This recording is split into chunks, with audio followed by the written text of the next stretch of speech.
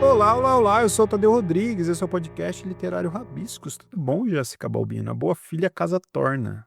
Eu sempre volto, Tadeu Rodrigues. Ou nunca Olá. vai, na verdade. Eu nunca vou. É que a minha vida de pessoa trabalhadora, às vezes ela fica um pouco conturbada e eu acabo não conseguindo gravar, mas eu tô sempre por aqui. Só Eu passando tendo a perrengue na brecha, eu estrada. volto. Só passando perrengue na estrada, mas esses dias aconteceu uma coisa muito legal que eu achei que eu ritei, que eu fui reconhecida no pedágio. Nossa, conta E essa história, é aí muito boa, pode eu contar. achei muito hit, porque eu estava passando, a menina falou: "Oi, tudo bem? Eu te sigo no Instagram, você" não, eu te sigo, ela não falou no Instagram não. Ela falou: "Eu te sigo, eu te adoro, eu sou muito sua fã". Aí eu fico muito sem graça quando eu sou abordada assim e falei: "Ai, que legal, eu adoro pessoas que trabalham no pedágio". "Oi? Oi?". Nossa, é maravilhoso, maravilhoso. Foi essa minha reação, se ela estiver me ouvindo, se ela chegou aqui pelo Rabiscos, desculpa, normalmente eu sou uma pessoa melhor, mas eu fico muito sem graça, não sei como reagir. Mas senti que eu hitei, falei: "Bom, cheguei no trabalhador do pedágio, é um hit, já posso me considerar um sucesso", e é isso. Um E abraço aí a todos os trabalhadores do pedágio, que é isso então, hein? um abraço para os mas assim, eu queria em minha defesa, eu queria dizer que eu adoro, um episódio do Luz Acesa, Hã. que é o podcast da Não Inviabilize, da Déia Freitas, que se passa no pedágio. Eu acho muito sombrio e eu sempre tenho medo quando eu passo, mas eu gosto. E e é um podcast que eu escuto muito na estrada. E tem um filme também que chama Pedágio, que é muito bom, um filme nacional, então eu vou deixar essa dica. E aí eu acho que na hora eu lembrei disso, que a partir dessa interação eu pensei nisso. Mas é isso, eu tenho uma fã no pedágio e é uma menina lindíssima, assim, super simpática, então Muito ritei. famosa, Queria tá muito contar essa famosa. história, muito famosa, queria contar essa história, já deixei dica aqui de podcast e de filme, então é isso, gente, Pois é, já cheguei com dicas. sem grandes spoilers, mas segundo semestre vamos ter festa do Rabiscos, né? Vamos ter festa. O que a gente pode dizer é que 21 e 22 e 23 De agosto. já reserva de agosto, reserva na agenda, porque vai ter Rabiscos à Festa, que é o rolê literário que Poços quer, que todo mundo quer, que é um rolê literário posicionado. E vocês sabem exatamente, né, de que lado ele está posicionado. Então reservem a data e venham, pro Rabiscos, que vai ser muito legal. A gente está programando aí uma super festa, vamos celebrar aí mais um aniversário, a gente está aprendendo ainda como fazer, né, mas vamos celebrar aí mais um aniversário e vai ser muito legal. O ano passado a gente 8 anos. recebeu Chico Felitti e Bia Trevisan, e agora a gente vai receber mais autores, mais pessoas da literatura, pessoas da música, pessoas da performance. Vem aí, vem, save the date, vem aí. Fica ligado então lá no Instagram, a gente vai soltando os nomes devagarzinho. Mas é isso, 21 e 22 de agosto. E Dizem que a 23 gente também. vai soltar uma 23 também, dizem que a gente vai soltar uma campanha de financiamento que vai ser babado, que vão ter vários brindes personalizados.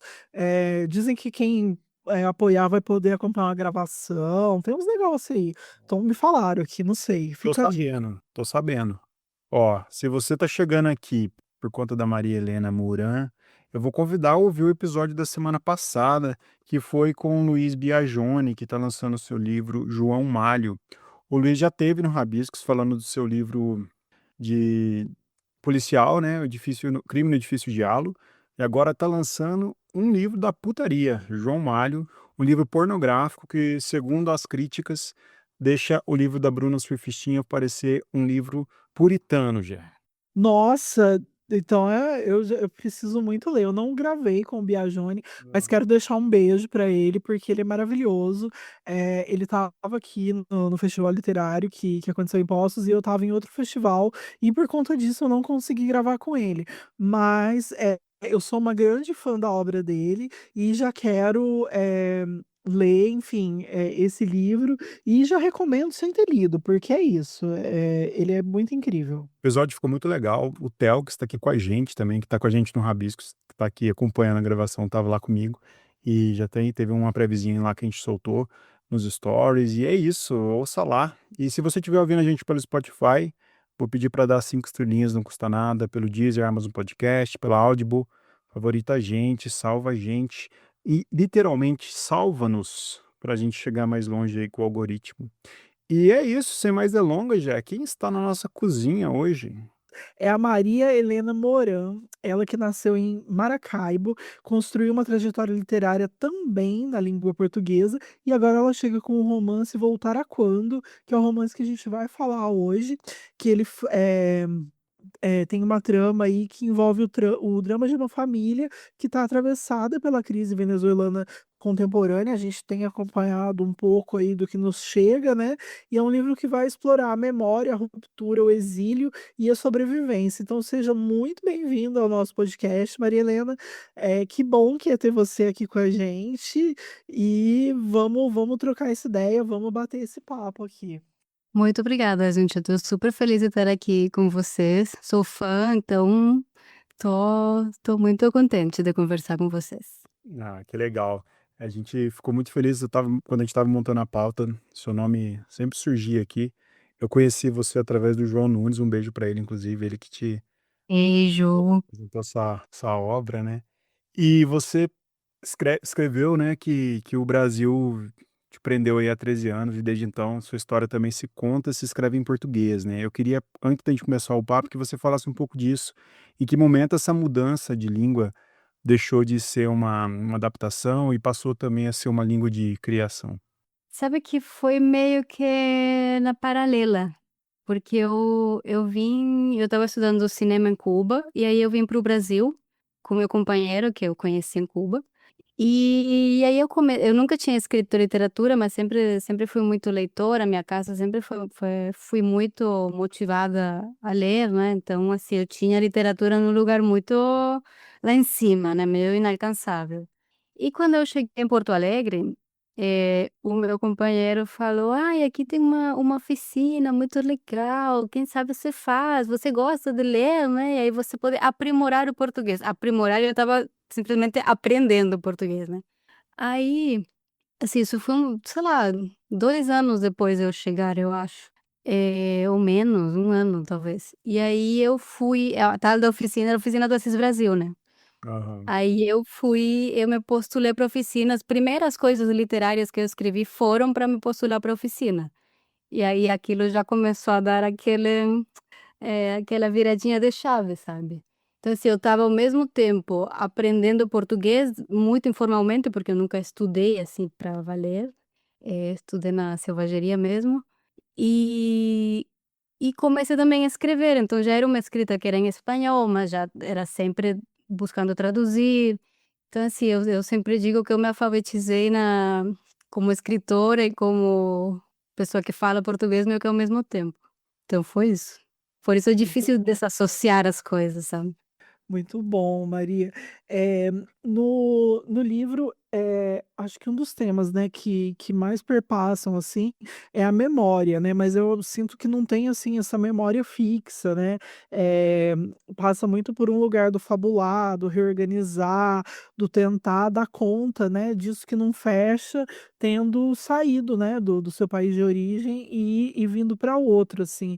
Eu queria te perguntar, o que que você acha que significa voltar, quando esse lugar de origem já não existe mais da mesma forma? Como é que você fez esse movimento para conseguir, escrever esse livro, dessa família aí que está atravessada, né, por essa crise, que não é só no sentido político ou histórico, mas também das rupturas, das relações? Eu acho que na tua pergunta já veio um pouco a resposta. Você começou perguntando pela memória, né, e por esse exercício de fabulação e de compreensão da memória como algo que tá ali vivo e que a gente está sempre, indo beber lá e ao mesmo tempo reorganizando e misturando as coisas. Então, acho que o que eu fiz foi um grande exercício de pegar as minhas dores do agora, que era um agora muito urgente, muito intenso, continua sendo, né, e fazer um exercício, assim, de ir procurar na minha própria história, e quando eu falo da minha história não estou me referindo exclusivamente à coisa biográfica, mas a minha história como cidadã, a minha história como pessoa que apoiou a revolução, que participou, que acreditou, ir procurar essas peças, né? E sempre constatando que não tinha como voltar, na verdade, que eu só conseguia a aproximação a algum lugar era uma coisa emocional e não uma coisa, era totalmente impossível do ponto de vista geográfico, do ponto de vista histórico. Era retomar essas histórias que eu me contei e entender o que eu posso me contar agora sobre elas, né? Tipo, confrontar os relatos, né? E eu penso muito nisso, assim, nas histórias, nas fábulas que a gente se conta para suportar a vida, né? As que eu me contava lá e as que eu me conto agora e como embaralhar isso. E claro, para fazer isso, aí eu fui buscar personagens através dos quais contar as coisas que me interessavam, né? Quando você constrói o livro com múltiplos pontos de vistas, eu acho isso muito interessante, porque você tira a narrativa linear da da Venezuela. Quando a gente fala de Venezuela no Brasil, por exemplo, todo mundo tem um conceito pronto, fechado, todo mundo tem uma opinião, e é quase uma disputa que a esquerda briga também, a direita briga com a esquerda briga com a esquerda. E o que que você acha que o seu livro contribui para isso, com esses múltiplos pontos de vista, que a narrativa linear não daria conta de contar? Eu acho que tem duas coisas ali. Tem, por um lado, acho que a principal contribuição, se é que eu posso falar assim, do livro tem a ver com justamente esses pontos de vista que poderia ser inclusive um só, mas o fato de que seja um ponto de vista interno à revolução já muda bastante com relação ao que se tinha, ao que teve a ser, o que bombou, digamos, em termos de literatura contemporânea venezuelana nos últimos tempos. Porque eu acho que a maioria dos livros, pelo menos os que foram mais conhecidos, assim, que ficaram mais populares, repetem um ponto de vista de quem nunca acreditou naquilo, e é um ponto de vista muitas vezes muito maniqueísta, sabe? Tudo que é esquerda revolucionária, tudo que cheire a revolução, tudo que seja meio vermelho é vilanizado e o resto são os bonzinhos, né? Então, assim, o meu livro, as 5 personagens, 5 pontos de vista da narração são pessoas que têm relação muito íntima com a revolução, eh, de diferentes formas e com diferentes níveis de desencantamento com relação àquilo, mas assim, eu vou nisso, né, eu acho que foi enfim, eu acho que para mim exige muita coragem fazer isso. Por outro lado, a decisão de contar isso com 5 pontos de vista, primeiro era só a voz da Nina, que é a protagonista, né. E no meio do caminho, assim, talvez no meio, um pouco antes, eu comecei a sentir falta das outras vozes, aí eu comecei a sentir que a própria estratégia narrativa estava me pedindo outra coisa, em função do que eu queria conseguir. Daí eu comecei a pensar a novela não, romance, o portunhol. O romance como uma corrida, como que chama isso? Quando passa um bastão, tem um corredor e vai passando testigo, acho que é. Corrida de revezamento? Corrida de revezamento, como uma corrida de revezamento, para propor de alguma forma para o leitor um exercício empático, digamos, né, um convite, porque aí começa com a Nina, aí talvez o leitor, a leitora se identifica com ela, empatiza com ela, mas aí depois, pum, vem um corte e aí a gente passa por uma outra personagem e a gente começa a ver, espera, mas Nina também tá deixando um monte de coisa por fora, ela também tem uma parcialidade dessa história. E aí isso vai se revezando, né.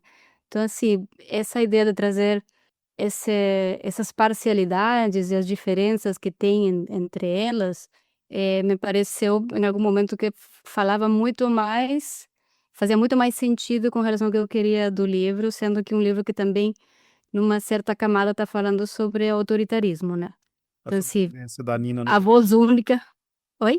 a sobrevivência da Nina no Brasil, com essa relação, com esse vínculo forte com a Venezuela, tem tudo de você também, assim. Mais ou menos, assim, tem alguma coisinha, assim, tem uns cenários, por exemplo, mas as condições em que a Nina vem para o Brasil não tem nada a ver com as condições em que eu vim totalmente privilegiada, no momento em que a gente não era uma praga, ou não era visto como uma praga, Eu falava que era venezuelana, as pessoas sorriam e achavam bonito, e exótico, e legal. Tipo, eu vi esse sorriso se desmontar, sabe? Eu vim com um companheiro, aí fui estudar, fui bolsista, sabe? Nada a ver com as condições que a menina vem. Mas a gente coincide em algumas coisas, a gente coincide no desencantamento com relação à revolução, a gente coincide nessas dores, a gente coincide no luto pelo pai. Meu pai tinha morrido em 2015. E a gente coincide também numa certa dificuldade para pedir ajuda, sabe? Tipo, essa teimosia que ela tem, que as ajudas chegam porque chegam, não porque ela esteja aí ativamente procurando, né? É, ô Maria, eu queria te perguntar, você falou, né, que tem o luto do pai aí, e acho que é um tema interessante para a gente enredar, mas eu queria saber se tem uma espécie de luto político, assim, né, no livro, esse luto por um país, por uma ideia de futuro que talvez não tenha se cumprido, né? Você mesma falou assim, eu apoiei, né, a revolução, e acho que isso aparece, né, no livro em alguma medida, assim, e a promessa, né, dessa revolução bolivariana, ela ficou fraturada, né, de alguma maneira, assim. Então, como é que você entende isso, assim, né? Como é que você trabalha não só na sua vida, mas esse luto? Eu vi, né, enquanto eu estava pesquisando para a gente fazer aqui o podcast, que você estudou cinema também em Cuba, né? Que também é um país que foi marcado por uma revolução, né? E assim, em alguma medida, tanto Cuba quanto Venezuela permanecem, né, nesse ideal das revoluções. E como é que é isso para você, assim, como é que é essa diferença, entre, né, viver nesses países, estudar nesses países e estar hoje no Brasil? O que que você consegue estabelecer, de paralelo? O que que você consegue estabelecer de dor? Faz bastante tempo que você está aqui, então, assim, se esse luto brasileiro também já te atravessou, né, porque a nossa história também tem sido bem marcada, embora não com revoluções, mas ao contrário, né, revoluções reversas aqui. Então, como é que isso chega para você? Olha, eu vivo isso tudo como realmente como um luto. Eu acho que o que me levou a ter que escrever o livro, que foi um momento assim que realmente eu me sentia meio que sem saída. Eu precisava fazer alguma coisa e a coisa que eu faço é escrever. Então eu fui lá e escrevi. Porque a minha sensação, e eu já falei sobre isso em alguns lugares, é que eu estava vivendo, eu estava com três lutos presos, né? O luto pelo meu pai, que claro é o mais importante, e tinha o luto pela revolução, que foi um luto que eu fui descobrindo aos poucos, e também vendo o meu país em chamas, caindo aos pedaços, também comecei a sentir uma sensação de luto pelo país, sabe? Porque parecia que assim todo mundo estava indo embora, o país parecia que estava acabando, sabe, parecia uma coisa de agonia, assim. E e eu vivi isso realmente como lutos, eu acho que continuo eles ainda não estão muito pacificados para mim, até porque é impossível, né, enfim, quando a gente acha que alguma coisa vai entrar num período, sei lá, Venezuela, Cuba, Brasil, tudo, as ameaças de todos os lugares continuam vivas enfim, se desdobrando e aparecendo, sob figuras cada vez mais nefastas, sei lá, eu eu vivo nesse luto e eu acho que eu tendo a nos últimos tempos, assim, principalmente de janeiro para cá, eu tô tentando me preservar um pouco, sabe, porque assim, eu estava em Cuba, eu fui dar aula de novo na escola, na semana que estavam anunciando que não ia ter mais gasolina pra gasolina, combustível para os aviões, não sei o quê, e eu lá. Enfim, a escola, assim, tipo, não sabia o que mais fazer, uma coisa assim de iminência, sabe, e o Trump falando qualquer coisa. Então, assim, eu tô cansada de viver momentos históricos, em todos os lugares que eu já vivi, sabe. Então eu tô de janeiro pra cá eu tentei dar uma de fevereiro pra cá, dar uma acalmada, assim, porque o meu cotidiano estava muito pautado por essa sensação de urgência, de iminência que tá me fazendo muito mal. Depois a gente precisa trocar de receitas de como se alienar diante de todas Uhum. essas crises, porque Eu não consigo 100%, mas viver eu tô momentos tentando um pouco. históricos, não tem mais condição, apenas não temos mais emocional para lidar, com isso. Então depois eu quero essa receita. Eu estava viciada em Big Brother, esse é um dos motivos também pelo qual eu estava assim: "Mentira", mas precisamos de mais reality show, de repente pode ser uma. Você falando do momento histórico, dessas discussões que ganham força quando a gente fala tanto de revolução e quanto de Brasil, né. O Brasil, quando fala do Maduro, por exemplo, como eu falei naquela outra pergunta, todo mundo se sente no direito de opinar.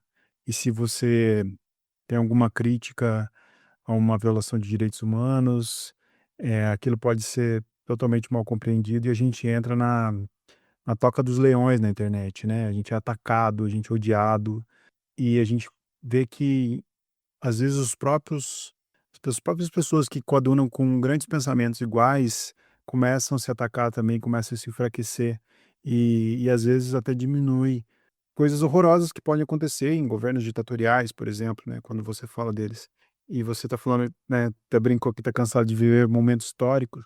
Como que é a sua chancela quando você fala especificadamente do Maduro, que é um tema totalmente recorrente, vai voltar a ser agora, porque a gente vai entrar em campanha, a gente não está em campanha eleitoral ainda, mas daqui a pouco vai estar em campanha, e tudo isso tonifica de um jeito muito agressivo para quem decide opinar.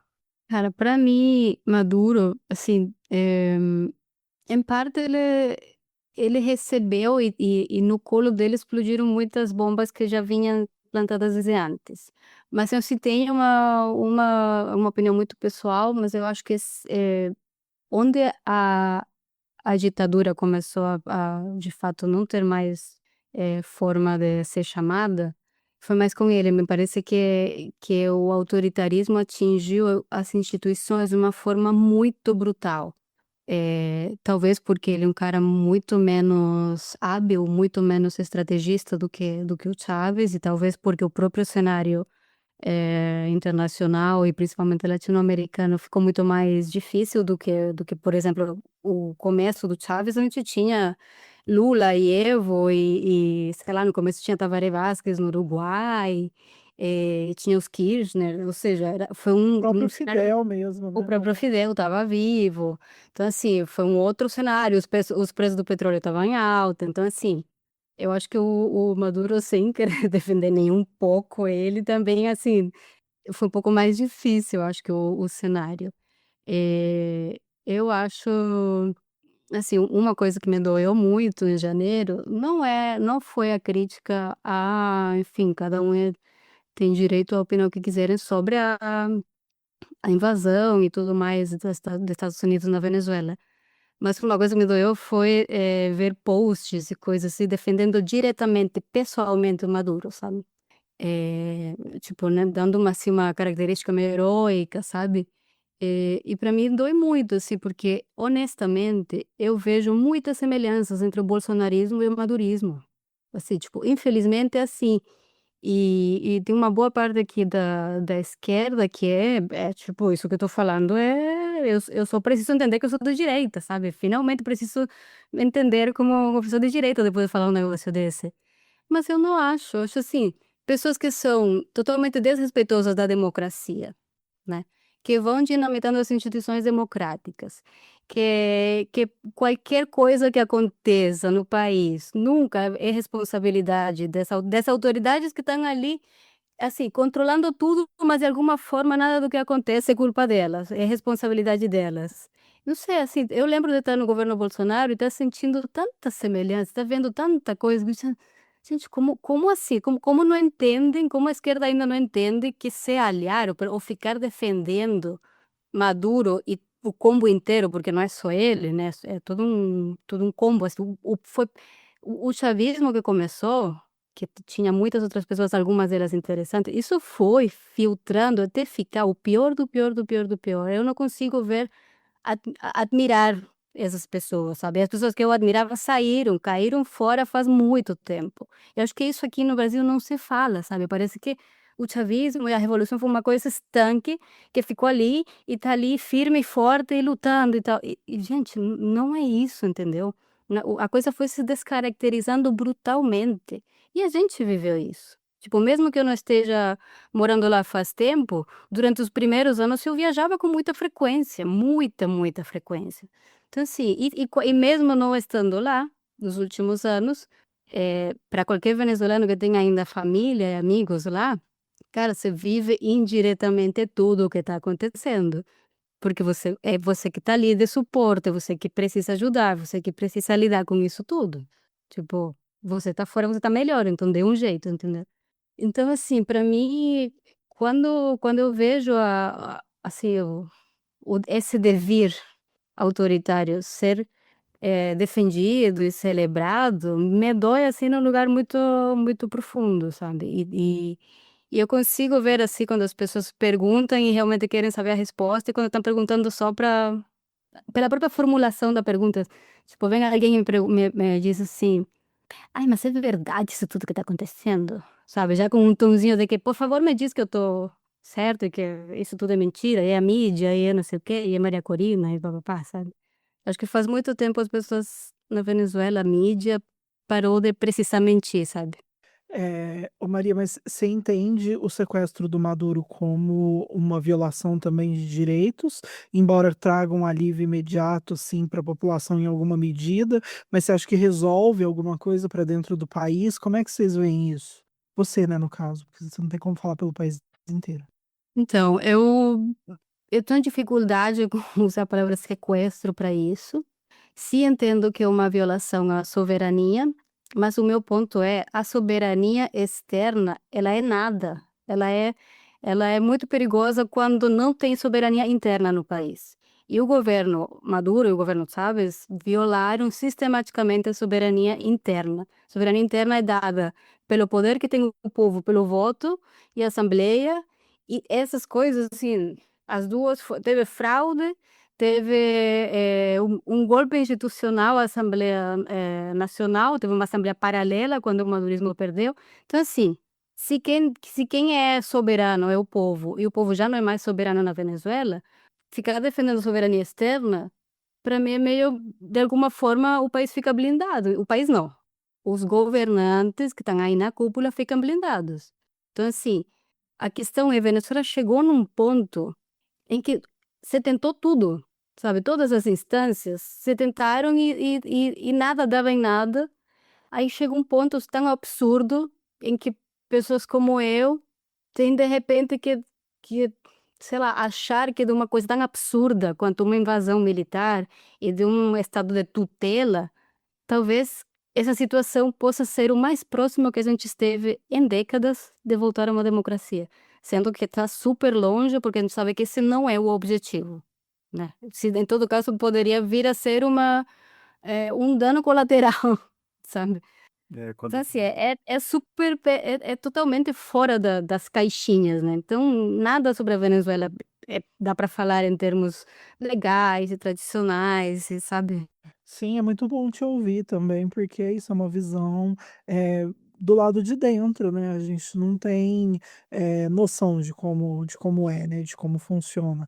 Assim como, em tese, o governo Bolsonaro era uma democracia e a gente flertou muito perto com uma não democracia, né? Então, e é difícil explicar, né? Inclusive, isso e se fazer entender até para uma boa parte da população que está do nosso lado, né? Então, acho que é esse o rumo. eu estava ouvindo Marilena falar e eu penso que essa capacidade de diálogo e de ouvir, né, as pessoas tem muita potência de fazer a gente entender mais contextos políticos, porque eu sinto que a gente tem perdido a capacidade de diálogo. Eu sei que isso é um lugar comum, tem se falado em muitos lugares isso, de perda de diálogo, de dificuldade de comunicação, mas eu quero ver as coisas com uma certa esperança, né? E eu gosto de, por exemplo, ver no seu livro, quando você coloca, por exemplo, uma personagem criança, né? A Elisa, que traz uma geração dimensional importante, a visão de uma criança, enxergando coisas que adultos, por exemplo, não enxergam. Ou quando a gente está no podcast de literatura, ouvindo você falar sobre violações de direitos humanos, que eles não podem ser relativizados em nenhuma hipótese, né? Independente de quem enfrente, de quem fira os direitos humanos. E eu quero muito acreditar na volta das discussões que a gente possa ter com a literatura, com a arte, por exemplo, no mundo que seja possível fazer isso, porque a gente está ouvindo hoje uma leva de conservadores que estão cada vez mais difíceis de entender a literatura, praticamente impossível, e quando entendem, entendem como um manual de maus tratos. Você vê os livros red pills da vida, os livros conservadores, religiosos e tudo mais. E aí eu queria te ouvir disso, assim, como que você vê a esperança na nossa América Latina, porque está todo mundo convergindo para um sistema conservador, que a gente sabe que nós somos emergentes, e no sistema conservador os pobres mais sofrem. Cara, assim, eu sou uma pessoa que um dia eu acordo otimista e no dia seguinte já acho que não é isso e jogo a toalha, né. Mas eu acho que eu tendo a ser muito mais otimista e embora eu tenha um forte sentimento de que eu não posso acreditar que a literatura vai mudar o mundo, porque, enfim, quantas pessoas leem e de onde que eu vou tirar todo esse poder para tal. Mas, ao mesmo tempo, acho que esse livro tem me dado um tapa na cara com relação a algumas coisas, né. Assim, assim como o Brasil está super polarizado, e muitos outros países, a Venezuela acho que foi um dos da América Latina, foi um dos essa polarização extrema aconteceu mais rápido, né. E e assim, a Venezuela era, sabe, totalmente dividida. E uma coisa que aconteceu, que talvez seja o mais marcante, assim, eu adoro participar de clubes de leitura, porque eu adoro ver, assim, as as as opiniões e as defesas e as críticas das pessoas. Eu acho incrível, talvez por ver esse debate acontecendo, sabe, me interessa muito. Eu tenho meu pavor da unanimidade, sabe, me dá eu sinto pobre tudo, sinto muito empobrecido, assim, o pensamento, análise, as coisas. E com esse livro teve um clube de leitura na Venezuela, eu fiz online, claro. E teve uma mulher que falou, "Cara, quando o teu livro saiu, a galera estava todo mundo falando no grupo de WhatsApp e tal, e falando bem, não sei o quê, e eu já tinha decidido que eu não ia ler teu livro, porque eu não queria não tinha nada de interessante para mim ficar sabendo do ponto de vista de uns chavistas arrependidos. Então assim, pra que eu vou ler esse livro, né. E aí as pessoas ficaram falando e o negócio foi tão, sei lá, instigante ou sei lá, apimentada a discussão, que ela acabou lendo. E aí no dia, assim, ela tomou a palavra e ela falou que ela queria me agradecer, porque todo esse tempo, todas essas mais de 2 décadas já, ela nunca tinha parado para ouvir um chavista, nem antes quando as coisas eram outras, nem agora. E que com o livro ela se permitiu fazer isso e que ela conseguiu entender algumas coisas e conseguiu parar de ver as pessoas como um monstrinho, sabe, um vilão só.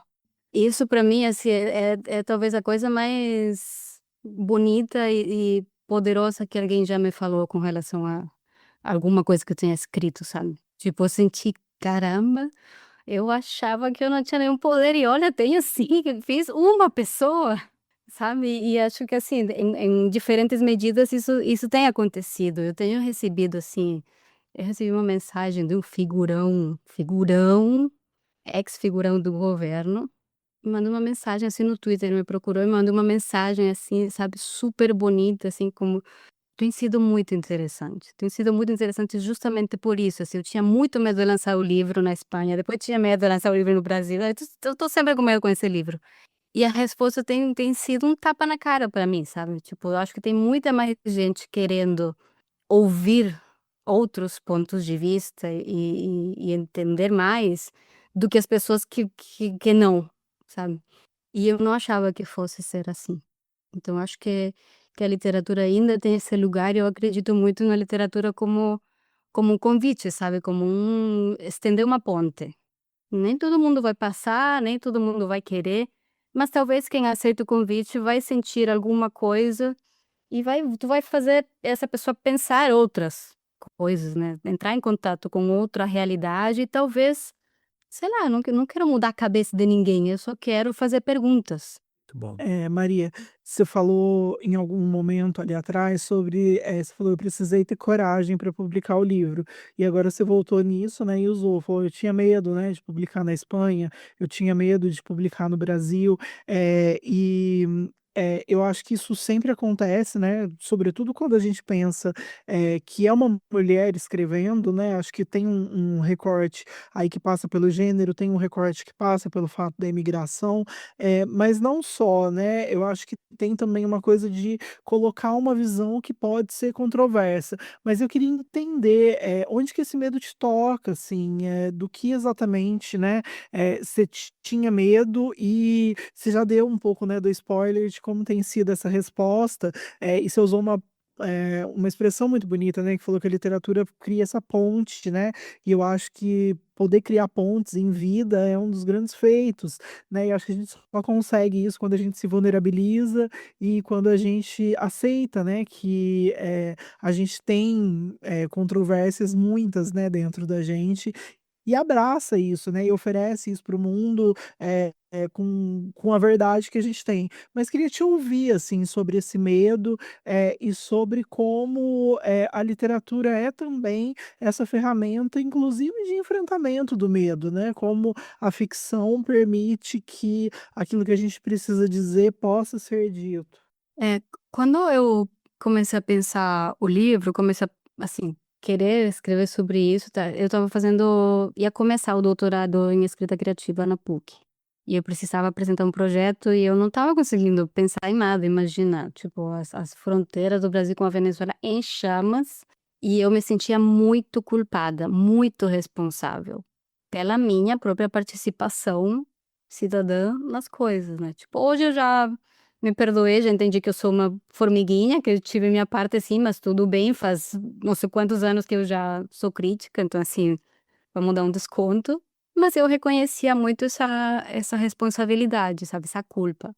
E e eu acho que o que assim, quando eu falo que eu precisei ter coragem, foi em vários momentos, né.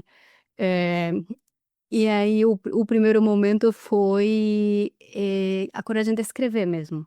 Tipo, antes de eu pensar em publicar, eu no começo achava que esse livro não ia sair do ambiente de ser uma tese de doutorado, sabe. Dizia: "Pra quem que eu tô escrevendo esse livro? Os venezuelanos já sabem disso. Os que são chavistas vão me odiar porque eu tô sendo crítica, os opositores não vão querer me ler porque é uma ex-chavista". Então assim, e os brasileiros, será que eu estou escrevendo para o Brasil? Você pra quem que eu estou escrevendo? E no Brasil, como que esse livro seria lido? Se aqui todo mundo enfim, eu achava que era muita mais gente tem essa ideia, assim, tão romantizada sobre a Venezuela, a revolução e tal. Então assim, que eu estou fazendo, sabe? Mas aí eu precisava fazer, e foi um ótimo exercício, assim, eu insisto na palavra exercício, mas porque eu gosto muito de pensar a escrita como essa coisa que você tá ali fazendo, sabe, mão na massa, mão na palavra. Eh e foi muito bom, porque diferente de outros processos, foi uma enxurrada, sabe, foi uma catarse, assim, absurda. Por um lado tinha a coisa super do tecido, do narrativo, da coisa, assim, super, né, imagina, a engrenagem de 5 pontos de vista e tal, mas por outro lado, era uma eu estava meio jorrando, sabe, foi muito bom para eu conseguir de alguma forma dar um mínimo, de ordem para esse caos que eu estava sentindo. E eu acho que eu saí do livro diferente do que eu entrei, isso um lugar comum, mas diferente no sentido, parecia que eu tinha ganhado uma certa confiança para falar sobre essas coisas, tipo: "Tá ali o livro, vamos tentar agora fazer alguma coisa com ele", mas assim, tudo que isso que eu estava pensando e que eu estava não sabendo o que fazer com isso, se tornou uma coisa, e uma coisa que dá para ler, uma coisa que dá para acompanhar, e dá para se emocionar. E aí veio a outra o outro medo que tipo: "Tá, e agora? E o que eu vou fazer com isso?". Aí eu apresentei o livro para um prêmio, que eu achava que jamais, um prêmio na Espanha, acabou ganhando. E aí que surgiu a publicação. Então assim, tipo, a Espanha também tem essa coisa de uma esquerda muito amiguinha até agora do chavismo e madurismo, que estava tipo, sei lá, figuraças de lá, indo dar palestras, num lugar que é em El Helicoide, que é essa prisão famosa, né, onde tem a maioria dos presos políticos. Num andar, o cara dando uma palestra acho que era sobre direitos humanos, e embaixo, tipo, as pessoas presas por terem feito nada, né. Então assim, eu tinha esse medo na Espanha, aí depois, tipo, demorou pra sair no Brasil, saiu primeiro na Itália, foi contratado nos Estados Unidos, aí, tipo, essa demora no Brasil também era muito eloquente pra mim, mesmo que seja uma questão total de mercado e não sei o que, não sei quando, pra cada não que eu recebi aqui no Brasil, eu tinha essa sensação, tipo, eu tô sendo, desprezada por conta desse ponto de vista, sabe, por conta dessa temática talvez, que é uma temática meio incômoda pra todo mundo. Eh, Só que assim, chegou uma hora que eu pensei: "Cara, o livro já existe, o livro tá aí, assim, não tem nada que eu possa opinar agora que vai ser pior ou mais profundo ou sabe, do que o livro já diz". Então assim, foi foi isso, Só mas só para o ouvinte que ela falou: "Foda-se", tá, ela só mexeu a boca. ela sabia assim, um putz, O dia aqui você pode tudo. foda-se, então assim, eu meio que me liberei, sabe, e depois de janeiro agora eu tô tipo: "Ai, sabe o quê? É isso aí, vou falar", porque assim, se as pessoas, saem, por exemplo, defendendo o Maduro, defendendo, sei lá, justificando, agressões e violações sistemáticas dos direitos humanos, eu que eu vou ter vergonha de falar alguma coisa, emitir alguma opinião sobre meu país? Tipo, não, né. Então agora eu falo. Ô Maria, quando a gente fala de literatura latina, é muito comum, até os escritores brasileiros, eu já falei disso aqui no Rabiscos uma vez, colocar o Brasil de lado, assim, porque a gente escreve em português, né, e parece que a literatura latina é todo o resto, e a E o gente resto. não, né. Eu queria você, assim, que está vivendo esse tempo no Brasil e também trabalhando com literatura, onde que a literatura latina, incluindo o Brasil, converge, assim? Acho que tem muitos pontos de cruzamento, né.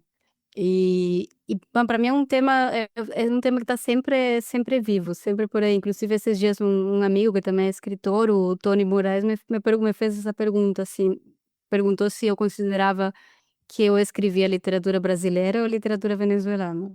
E essa pergunta não é uma pergunta fácil, eu acho que vem mudando, assim. Ele falou que ele considerava o Voltar a Quando muito mais brasileiro do que meu primeiro livro, por exemplo. Eh, e aí ele explicou por quê e tal. Eu acho que a gente tem um universo que, por mais que tenha o grande abismo da língua, tem um universo tão comum, tão comum, as nossas realidades, assim, pensando em até a realidade histórica, sabe, são muito parecidas, são experiências muito semelhantes, apesar de que cada país possa estar em momentos diferentes, por exemplo, com relação a direitos humanos, direitos das mulheres, direitos LGBTQIA+, as discussões sobre racismo, sobre machismo, sobre xenofobia. Acho que a gente mora num universo muito irmão mesmo. E eu acho que a literatura reflete isso, né. Acho que a gente passa por, sei lá, por exemplo, o trabalho com o realismo é muito, tá tudo ali, né, ou trabalho com, acho que, por exemplo, o encantamento que se sente no Brasil, por autoras como Mariana Enríquez ou Samantha Schweblin, que eu adoro, eh, também reflete sobre produções que estão sendo feitas aqui. Eu acho que, por exemplo, todo esse grande movimento, principalmente de publicação, não de escrita, porque já existia, mas enfim, toda essa onda de publicação de mulheres, o Brasil está super ali, né. Acho que as divisões acabam sendo muito mais de mercado, né, e muito pautadas pela dificuldade da língua, do que porque tenha de fato questões culturais que nos afastem, tipo, eu assim, a minha latinidade, se bobear, ficou muito mais exacerbada aqui no Brasil do que era na Venezuela, sabe. Tipo, eu me sinto, sei lá, pra mim muda mais de uma cidade pra outra do que, sei lá, eu me sinto mais próxima, eh, da minha cidade em alguns lugares aqui do que, sei lá, indo pra outro lugar da Venezuela, sabe. Eu tô aqui em São Paulo, eu me sinto, tipo, perto de Caracas, sabe. Mas aí eu vou pra Fortaleza e me sinto em Maracaibo, entendeu. Então assim, pra mim, eu não sei se a experiência das pessoas, que não são daqui tem esse acento. mas eu acho que facilmente eu teria. É só ver um brasileiro em qualquer outro lugar da América Latina, como ele, assim, rapidamente se enturma. Tipo, os brasileiros em Cuba lá na escola, cara, eles é muito é a mesma coisa, sabe, o mesmo sentimento, o mesmo coração com que fala outra língua, simplesmente. E a gente só consegue se entender mesmo um falando português, outro falando espanhol. Então, assim, acho que as divisões são mais de mercado mesmo. Posto isso, a latinidade é um sentimento, né? Mas Isso eu aí. queria perguntar para Maria Helena se em algum momento, assim, e pelo que a gente conversou até agora, eu entendi que sim, a escrita vira um jeito de buscar aquilo que está perdido, né? Mas o que que você sente, mesmo agora, né, tendo publicado o livro, sendo um livro lido, debatido, elogiado? O que que você sente que nunca vai ser possível de recuperar, nem pela literatura? Ah, agora você me ferrou. É que assim, acho que as coisas que eu gostaria de recuperar e que tem a ver com essa pergunta que é o título do livro, né, Voltar a Quando, eh, essas coisas assim, é um desejo que já tá colocado como fadado ao fracasso, né. O que eu quero recuperar é um lugar no tempo, é um tempo onde, sei lá, meu pai estava vivo, onde a família estava lá, mas também um tempo que eu preciso que meu agora, que está muito gostoso e que sou uma pessoa muito, enfim, eu tô num momento muito feliz da minha vida, eu não queria perder isso, entendeu. Então, assim, é inconciliável. Então acho que o por isso que por mais que a literatura e a escrita sejam um lugar sempre de aproximações, eh, eu atesoro essas aproximações, porque é o mais perto que eu consigo chegar, tipo, é meio que existe na memória essas coisas que eu quero recuperar, eu posso visitar elas no pensamento, mas visitar elas na escrita e construir cenas que outras pessoas possam ler e que as pessoas possam, por exemplo, ler o Raul, a personagem de Raul. Eu tenho recebido tantos comentários e tantas, ideias e emoções bonitas com relação a esse personagem, que cara, eu sinto que de alguma forma meu pai vive mais um pouquinho, porque ele insiste nessa personagem, entendeu. Então assim, eu tô fugindo até da tua pergunta, porque eu acho que as coisas que eu não consigo recuperar estão lá, mas eu quero focar em como a literatura me ajuda de fato a chegar o mais perto possível de recuperar essas coisas. Na verdade, você não tá fugindo, você respondeu super, era isso que eu queria saber mesmo. E muito bonita a sua resposta, muito de acordo com o livro, de fato, né? Acho que fica aí essa recomendação, né, para ler o Voltar a Quando. Eu cheguei tarde, né, para gravar hoje, então eu não terminei de ler, mas o tanto que eu li, eu tô amando e assim, não vejo a hora de poder deitar já, ler mais um tanto. Então, parabéns pelo livro que tá muito bonito mesmo, muito bem colocado, muito bem escrito, tá sendo um prazer te ler, e acho que, essas coisas a gente não encontra mesmo, mas a literatura permite esse exercício de busca que já é essa ponte, então sempre muito gostoso. Que delícia de troca de ideia, e vamos fazer o nosso estante então, senão a gente não tem fim. Muito obrigada. Maria Helena falando aqui um tempão e que delícia que é te ouvir, viu? Eu tô muito feliz de estar falando isso contigo. A gente tem um quadro aqui no Rabisco chamado Na Sua Estante, onde a gente pergunta para o nosso convidado e a gente também dá as nossas impressões, o que que a gente está lendo ou um livro que você acha que merece ser lembrado aqui no episódio. É um quadro muito celebrado, os ouvintes gostam muito porque eles pegam nossas dicas e vão atrás. Então, queria ouvir de você. Cara, eu acabei de terminar, tipo, faz 3 dias, o Bom Mal, da Samantha Schweblin, e Adoro. eu tô arrebatada. Eu estou arrebatada, assim, acho que vai demorar pra eu gostar tanto de um outro livro de contos. Acho que, assim, não tem uma vírgula a mais, uma vírgula de menos, sabe. Eh, não sei, acho que a Samantha Schweblin tem um negócio que me interessa demais. Uma boa dica, a Samantha, eu tô tão feliz de ver a Samantha sendo falada em vários lugares. Bombando desse jeito. Eu adoro a literatura dela, gente, eu sou Legal ser isso, suspeitíssima né? porque eu adoro. Toda vez que alguém fala, eu fico entusiasmada. Eu tô louca pra ler. Esse eu não Esse li mais também. recente eu também não li ainda, mas eu tô ansiosa pra ler. Agora que já tá recomendado, é isso, gente. Eu preciso receber só pra ler livros. Preciso ser essa na vida.